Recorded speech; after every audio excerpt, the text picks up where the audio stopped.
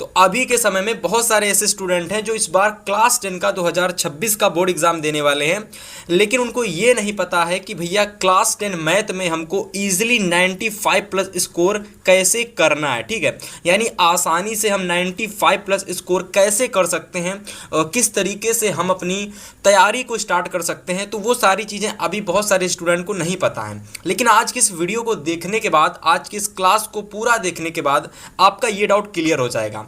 क्योंकि यहां देखिए 2026 बोर्ड एग्जाम का गणित का एकदम वायरल मॉडल पेपर मैं आपके लिए लेकर के आया हूं। इस मॉडल पेपर के एवरी क्वेश्चंस अगर आप अच्छे तरीके से समझ लेते हैं तो मैं आपसे ये कह सकता हूं कि आप अपने पेपर के उन क्वेश्चंस को जान पाएंगे जिस तरीके के क्वेश्चंस आपके बोर्ड एग्जाम में आएंगे। ठीक है, तो इस पेपर के एवरी क्वेश्चंस को समझेंगे और जितने भी स्टूडेंट बोर्ड एग्जाम में 95 प्लस स्कोर करना चाहते हैं तो भाई साहब इस वीडियो को कंप्लीट देखना, तभी जाकर के सारी चीज़ें आपको अच्छे तरीके से समझ में आने वाली हैं। ठीक है, तो देखिए सबसे पहले यहाँ पर मैं आपको इस पेपर की थोड़ी जानकारी दे देता हूँ कि जो पेपर आप लोगों का होता है 70 नंबर का आपके बोर्ड परीक्षा में आता है। ठीक है, और 3 घंटे 15 मिनट के अंदर पेपर करना रहता है। तो ये सारी जानकारी तो पेपर की होती है, लेकिन हमको तैयारी स्टार्ट कैसे करनी है, क्वेश्चन में किस किस तरीके के क्वेश्चंस आते हैं, MCQ, short question, long question, सारी जानकारी आपको देने वाले हैं। ठीक है, तो देखिए सबसे पहले यहाँ पर आते हैं आपका जो खंड आ आता है। ठीक है, सबसे पहले देखिए यहाँ पर देखिए ध्यान से एकदम, तो देखिए सबसे पहले आपके बोर्ड परीक्षा में जो पूछा जाता है वो खंड आ आता है, यानी खंड नंबर आ। इसमें क्या होते हैं, इसमें सभी के सभी बहुविकल्पी क्वेश्चंस आपके पूछे जाते हैं, जो कि एवरी क्वेश्चंस 1 नंबर का होता है, यानी हर एक क्वेश्चन 1-1 नंबर का आप लोगों का यहाँ पर पूछा जाता है। तो जानेंगे ऐसे कौन से क्वेश्चन हैं जो, और ऐसे कौन कौन से एमसीक्यू हैं जो अधिकतर चैप्टर से पूछे जाते हैं। ठीक है, जैसे कि पहला क्वेश्चन आप ध्यान से देखो एकदम, क्वेश्चन नंबर फर्स्ट कि एक शून्यतर परिमेय संख्या एवं अपरिमेय संख्या का भागफल होता है। तो भैया ये क्वेश्चन देखो, ये किस चैप्टर से आया है, तो आप कहेंगे कि भैया ये हमारा वास्तविक संख्या यानी चैप्टर नंबर फर्स्ट से ही हमारा एमसीक्यू पूछा गया है, और बड़ा ही आसान क्वेश्चन है। अब होता क्या है कि भैया जो चैप्टर नंबर फर्स्ट है आप लोगों का वास्तविक संख्या, ठीक है, वास्तविक संख्या, तो जो आपका चैप्टर नंबर फर्स्ट है वास्तविक संख्या, इससे आपके बोर्ड परीक्षा में हर साल कम से कम 2 क्वेश्चन पूछे जाते हैं।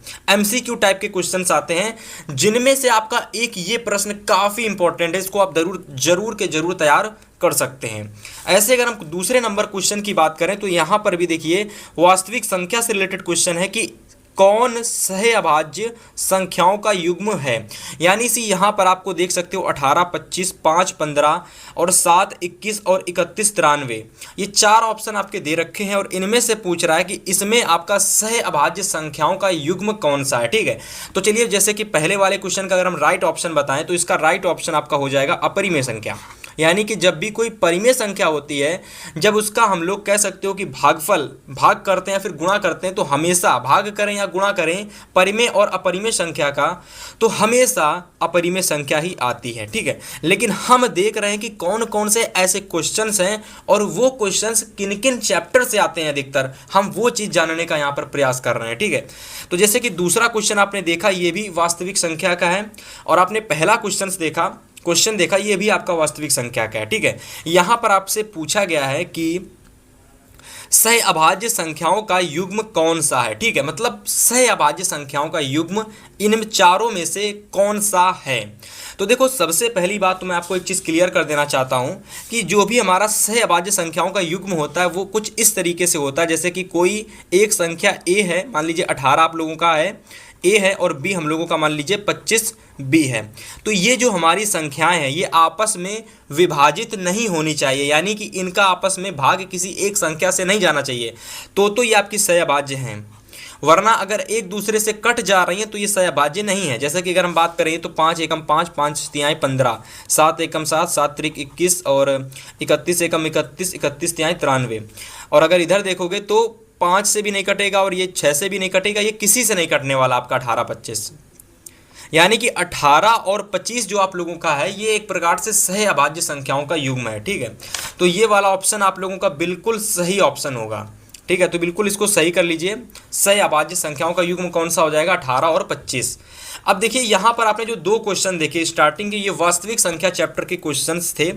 अब वास्तविक संख्या से ज़्यादा कुछ कह सकते हो कि बड़े क्वेश्चंस नहीं आते हैं, एकदम नॉर्मल से क्वेश्चंस पूछे जाते हैं, बस थोड़े से टेक्निकल क्वेश्चन होते हैं और क्वेश्चन के बेसिक पर आधारित ये क्वेश्चंस होते हैं, ठीक है। तो पहले की स्टार्टिंग के दो प्रश्न आप लोग बड़े ध्यान से एकदम देखिएगा और अच्छे से समझिएगा इनको, ठीक है। इसके बाद देखिए जैसे तीसरा क्वेश्चन आप लोग देखिए, तो तीसरा क्वेश्चन पूछा गया है कि भैया निम्न प्रश्न में मान ज्ञात कीजिए। यहाँ पर देखिए एक त्रिभुज, यहाँ पर आपको एक संरचना दे रखी है, ठीक है, एक संरचना दे रखी है जिसमें आपके दो त्रिभुज हैं ए बी सी और ए एच के। एक त्रिभुज है आप लोगों का ए बी सी, ठीक है, दूसरा है ए एच के।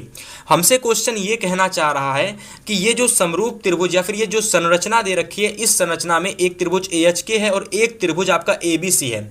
ये दोनों ही कैसे हैं? समरूप त्रिभुज हैं, ठीक है, और समरूप त्रिभुज हैं और फिर हमसे कुछ भुजाओं के मान दे रखे हैं, जैसे कि बी सी का मान दे रखा है, एच के का मान दे रखा है और आपका ए के का मान दे रखा है, और हमसे पूछ रहा है कि ए सी का मान क्या होगा। तो देखिए ऐसे टाइप के क्वेश्चन आपको जरूर देखने को मिलेंगे। आपका जो ट्राइंगल चैप्टर है यानी त्रिभुज चैप्टर है, उससे आपको इस टाइप के, मतलब जो प्रश्नावली फर्स्ट आती है ना त्रिभुज की, वहाँ से आपके एमसीक्यू के क्वेश्चन बहुत ज़्यादा देखने को मिलेंगे। और आपकी जो प्रश्नावली 6.2 है और 6.1 है, ठीक है, 6.1 और 6.2, इनसे आपके बोर्ड परीक्षा में एमसीक्यू टाइप क्वेश्चन बहुत ज़्यादा देखने को मिलेंगे, ठीक है। तो इन दोनों प्रश्नावलियों को आप लोग एमसीक्यू के लिए तैयार कर सकते हो। और अगर मैं बेसिक इस क्वेश्चन की बात करूं तो इस टाइप का एक क्वेश्चन आपके बोर्ड परीक्षा में 100% पूछा जाएगा, जिसमें किन्हीं दो त्रिभुज को आपको समरूप दिखाएगा, है ना, एक संरचना बना देगा जिसमें से दो त्रिभुज दे देगा और कहेगा ये समरूप त्रिभुज है, और आपसे कोई एक भुजा का मान पूछ लेगा। तो जब भी कभी ऐसा क्वेश्चन आ जाए तो बेसिकली उसके लिए आपका समरूपता का एक कॉन्सेप्ट होता है कि जब भी कभी दो त्रिभुज आपस में कैसे होते हैं, समरूप होते हैं। तो जब भी कभी दो त्रिभुज आपस में समरूप होते हैं तो भाई साहब क्या होता है कि उनकी संगत भुजाएं जो होती हैं समानुपात में होती हैं। क्या होती हैं? संगत भुजाएं जो होती हैं, स्टूडेंट ध्यान से एकदम देखिएगा, जो संगत भुजाएं होती हैं वो कैसी होती हैं? आपस में समानुपात होती हैं, ठीक है। जो संगत भुजाएं, जैसे कि मान लो कोई संगत भुजा, जैसे ये हमारी ए बी है, ठीक है, जैसे कि मान लीजिए बी सी है, ठीक है, तो बी सी बटा एच के हो जाएगा, ठीक है, बराबर में सी ए बटा, ठीक है, बराबर में सी ए बटा ए के हो जाएगा। और यहाँ पर देखोगे तो बी ए बटा ए एच हो जाएगा, ठीक है। और यहाँ से बड़े आसानी से हम लोग क्या कर पाएंगे कि ए सी का मान निकाल पाएंगे, ठीक है। तो ऐसे करके आपके बोर्ड परीक्षा में क्वेश्चंस पूछे जाते हैं, ठीक है। और इसका राइट ऑप्शन 5 सेंटीमीटर आएगा, और यहाँ पर 5 सेंटीमीटर ऑप्शन में आपको कहीं नहीं दिख रहा है, फिलहाल इसका राइट ऑप्शन 5 सेंटीमीटर आएगा। तो आप जब क्वेश्चन सॉल्व करना तो इस क्वेश्चन का 5 आंसर सेंटीमीटर सही आएगा, ठीक है। और इस टाइप का एक क्वेश्चन आपकी बोर्ड परीक्षा में 100% फिक्स होने वाला है, ठीक है। चलिए क्वेश्चन नंबर अगले की बात करें तो क्वेश्चन नंबर 4 कुछ इस टाइप से भी क्वेश्चन आ सकता है कि जिसमें आपको क्या होगा कि अब सबसे पहले बात करें तो ये क्वेश्चन है किस चैप्टर का। तो ये क्वेश्चन आपका पूछा गया है ट्रिग्नोमेट्री से, ठीक है, ट्रिग्नोमेट्री से क्वेश्चन पूछा गया है। अब देखिए त्रिकोणमिति यानी ट्रिग्नोमेट्री से कोई बड़ा क्वेश्चन एमसीक्यू में नहीं आता है, साधारण सा क्वेश्चन आता है, जैसे कि ये क्वेश्चन आपका पूछ लिया गया, ठीक है। तो इस टाइप के बहुत सारे जो क्वेश्चन हैं आपको तैयार करने का प्रयास करना है, ठीक है। ऐसे अगर मैं दूसरे क्वेश्चन की बात करूं क्वेश्चन नंबर 5 की, तो ये भी देखिए आपका ट्रिग्नोमेट्री चैप्टर से क्वेश्चन पूछा गया है, ठीक है, यानी ट्रिग्नोमेट्री से ये हमारा क्वेश्चन आया हुआ है। अब जैसे कि यहाँ पर अगर आप देखने का प्रयास करेंगे तो क्वेश्चन कुछ इस टाइप से है कि कॉस स्क्वायर ए बराबर में 1/2 दे रखा है और हमसे साइन स्क्वायर ए का मान पूछ रहा है, ठीक है। तो आपको तो एक फार्मूला पता होता है कि sine square theta plus cos square theta बराबर में क्या होता है? 1 होता है, ठीक है। तो वहाँ से भी आप क्या कर सकते हो कि इस प्रश्न को सॉल्व कर सकते हो।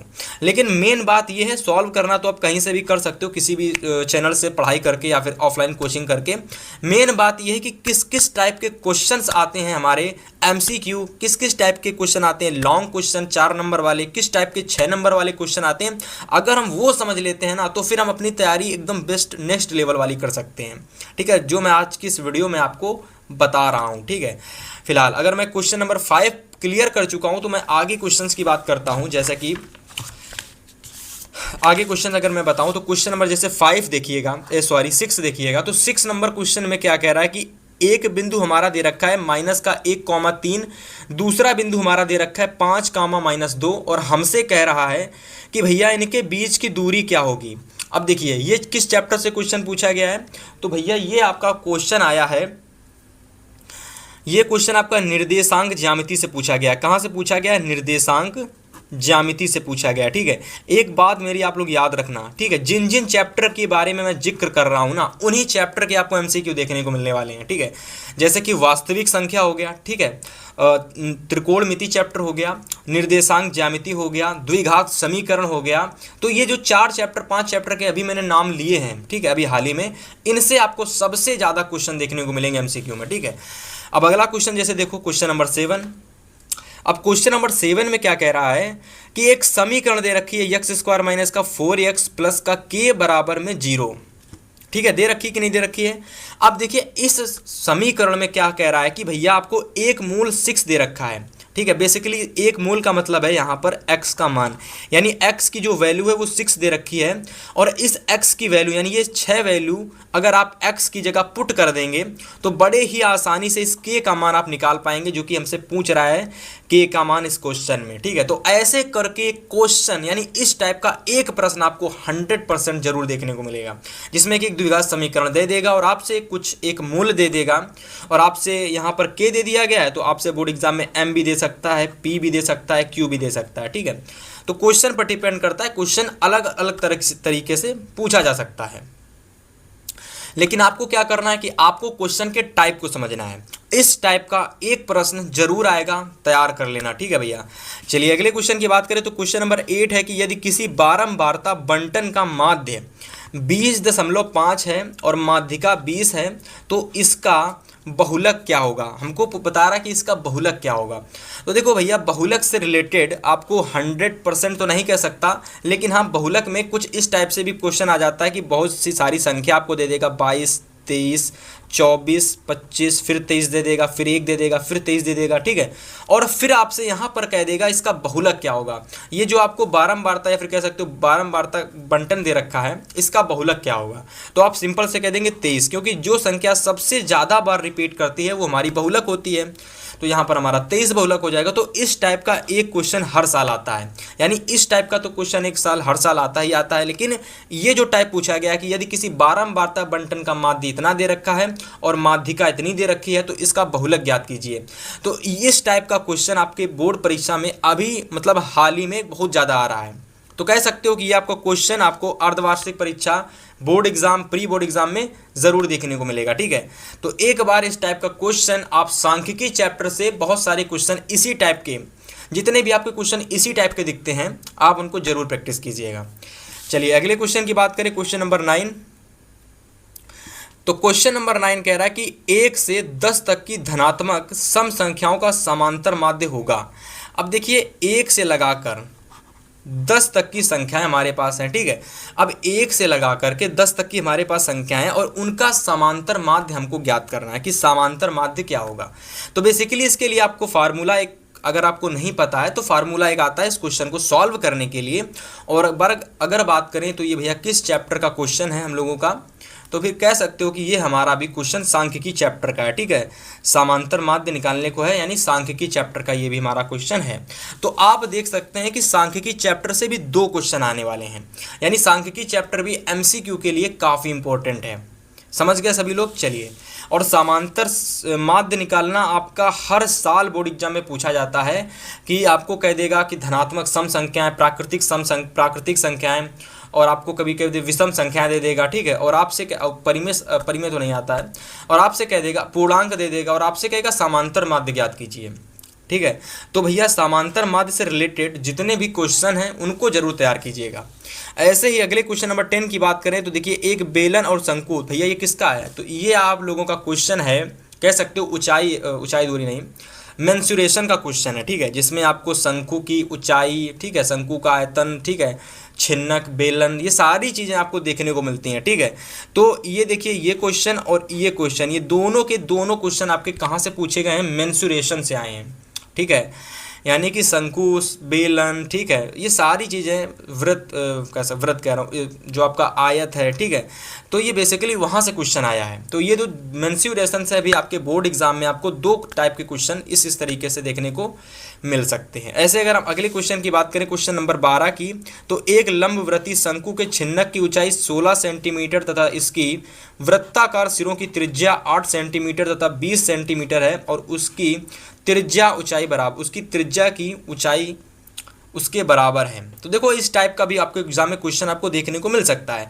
मेन चीज़ समझने वाली ये है कि हमारे बोर्ड एग्जाम के लिए बहुत सारे चैप्टर हैं और उन सारे चैप्टर में ऐसे कौन से चैप्टर हैं जिनसे हमारे एग्जाम में एमसीक्यू के क्वेश्चन पूछे जाते हैं, ठीक है।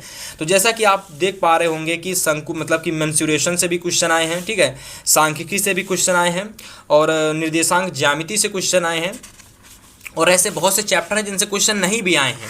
जैसे कि आपका कह सकते हो क्वेश्चन चैप्टर हो जाता है वृत्त, वहाँ से बहुत कम क्वेश्चन पूछे जाते हैं, ठीक है। आपका ऊंचाई एवं दूरी होता है, त्रिकोणमिति के अनुप्रयोग, वहाँ से क्वेश्चन नहीं आते हैं। तो देखिए देख सकते हो सारी चीज़ें आप एकदम अच्छे तरीके से समझिए, पूरा पेपर आपको एनालिसिस हो जाएगा यहाँ पर। देखिए 13 नंबर क्वेश्चन कह रहा है कि दिए गए चित्र में त्रिभुज ABC के, अब देखिए यहाँ पर ट्राइंगल से क्वेश्चन पूछ लिया गया है, फिर से एक ट्राइंगल से क्वेश्चन आया है। अब जल्दी से इसको समझ लीजिएगा और इसका स्क्रीनशॉट ले लीजिएगा। इस टाइप का क्वेश्चन आपको एक बोर्ड एग्जाम में ज़रूर देखने को मिलेगा। और यहाँ क्या पूछ रहा है कि त्रिभुज ABC के BC के समांतर DE रेखाखंड खींचा गया है और कह रहा है कि यहाँ पर आपको AD का मान ज्ञात करना, इस AD का मान आपको ज्ञात करना, ठीक है। तो देखिए इस क्वेश्चन को आप लोग कहीं से भी अपने मतलब कहीं से कैसे भी करके इन टाइप के क्वेश्चन आप जरूर तैयार करेंगे, ठीक है। देखिए ज़्यादा बड़े बड़े क्वेश्चन नहीं आते हैं, सिंपल क्वेश्चन पूछे जाते हैं। मैं फिर से कह रहा हूँ चैप्टर जो आपका ट्राइंगल में 6.1 है और 6.2 है, केवल इन दो चैप्टर को अच्छे तरीके से तैयार कर लीजिए। इन्हीं दोनों चैप्टर से आपको बहुविकल्पी प्रश्न बहुत सारे देखने को मिलेंगे, ठीक है। केवल ये 6.1 और 6.2 MCQ के मतलब कि MCQ के पर्सपेक्टिव से मैं बता रहा हूँ, ठीक है। बाकी 6 नंबर के क्वेश्चन और 4 नंबर के क्वेश्चन तो वैसे भी बड़े बड़े क्वेश्चन आते हैं, तो वो तो 6.4 और 6.6 से क्वेश्चन से आते हैं। फिलहाल क्वेश्चन नंबर 14 और 15 की बात करें तो यहाँ पर देखिए यदि एक समांतर श्रेणी, अब देखिए यहाँ पर समांतर श्रेणी से क्वेश्चन पूछ लिया गया है कि सार्वांतर यानी भैया D बराबर -4 दे रखा है और 10वां पद जो है वो -8 दे रखा है, तो श्रेणी का पहला पद यानी प्रथम पद क्या होगा। तो देखो इस तरीके से आपको क्वेश्चन देखने को मिल सकता है और ये बहुत ज़्यादा आसान क्वेश्चन है और इसको आपने ज़रूर सॉल्व करना है, ठीक है। इसके बाद देखिए क्वेश्चन नंबर 15 है कि आपको एक बिंदु दे रखा है और इसमें आपको x अक्ष से इसकी दूरी बतानी है। यानी भैया ये जो आपको बिंदु दे रखा है -3,4, इस बिंदु की x अक्ष से कितनी दूरी होगी। तो देखो जब भी कभी कोई एक बिंदु दे दे, जैसे कि मान लो यहाँ पर हमको एक बिंदु दे दिया गया 2,3 और यहाँ पर एक बिंदु दे दिया गया 5,2 और हमसे कह रहा है यहाँ पर इसकी x अक्ष से दूरी और इसकी y अक्ष से दूरी पूछ रहा है।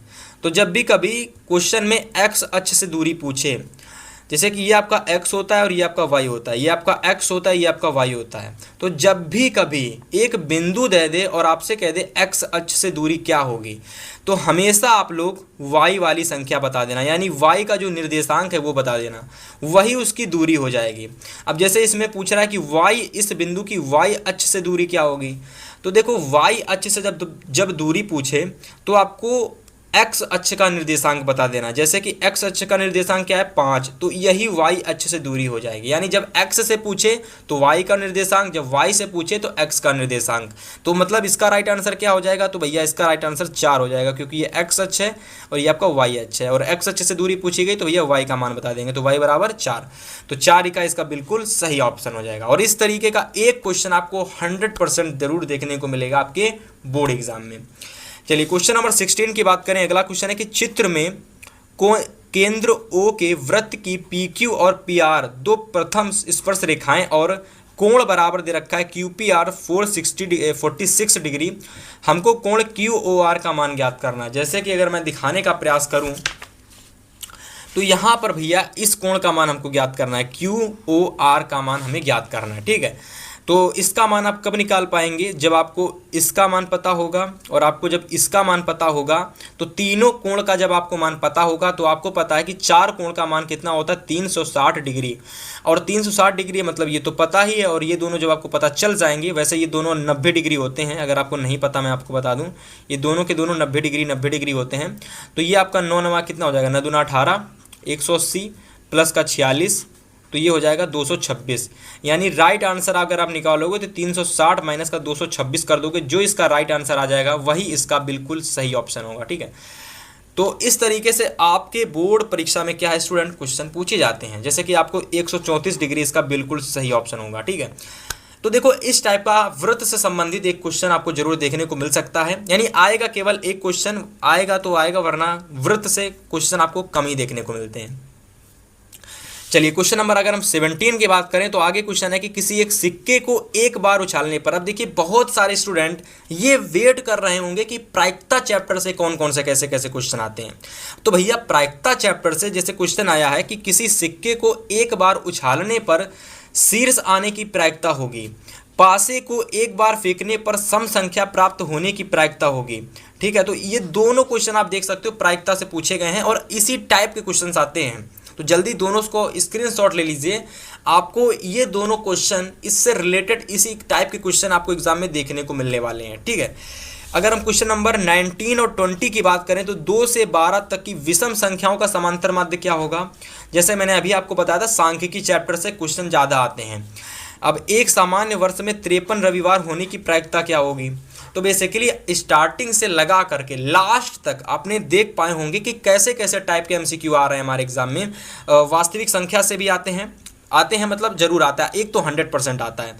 इसके बाद अगर हम बात करें द्विघात समीकरण से भी क्वेश्चन आता है, अगर हम बात करें निर्देशांक ज्यामिति से भी क्वेश्चन आता है, अगर हम बात करें तो हमारा जो कह सकते हो समांतर श्रेणी है वहाँ से भी क्वेश्चन आता है, और इसके बाद जो हमारा त्रिकोणमिति चैप्टर है वहाँ से भी एक क्वेश्चन आ जाता है, ट्राइंगल से भी एक क्वेश्चन आता है, और जो हमारा सांख्यिकी चैप्टर है इससे आपके बोर्ड एग्जाम में हर साल क्वेश्चन आते हैं और 2 से 3 आते हैं।